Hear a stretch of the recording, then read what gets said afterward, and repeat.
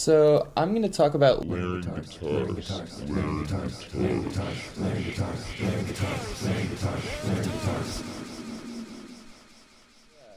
I tried for a long time layering my own guitars and recording my own guitars and like just not being happy with the way it sounded until I really started switching up how I looked at things. For an example, you have like a guitar line, something like this.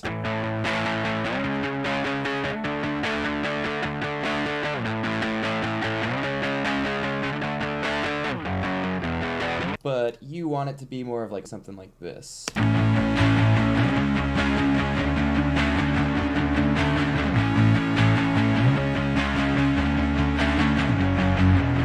Keep in mind that this doesn't have to only work with distorted guitars. I mean, these concepts will apply whether you have clean guitars or chorus guitars or whatever you're doing with them. So first things first is you're going to want to make another identical track to the original mono line you have. And then we're just going to play in the same recording, just dub it over and try to get it accurate to the way it was with like the same tone, same pickup patterns, all that.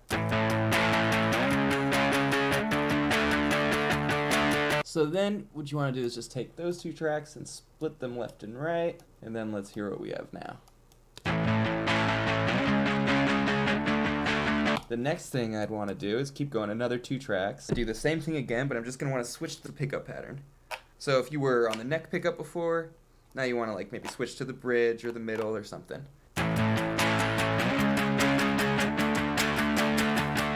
So now we're going to have another layer with a different tone. I'm going to split these left and right as well.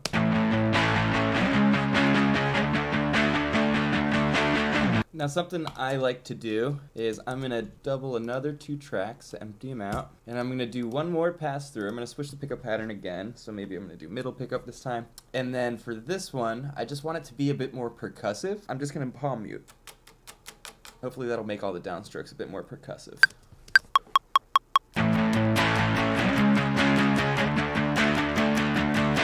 So now we have these percussive tracks, the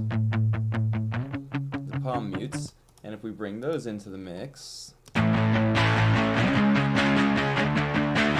it's starting to get a bit more percussive too. Now this is sounding pretty good, but if we want to make it a lot fuller, the best thing we could do is just add bass. So I'm just going to follow the chord progression with the E string of my bass.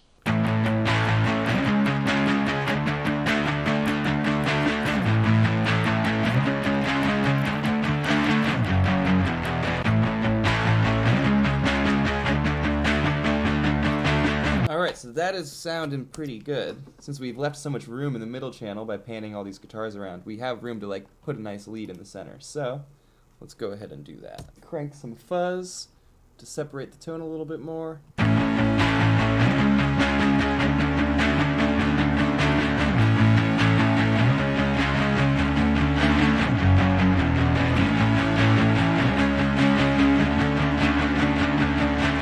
We'll see how those sound now. Cool.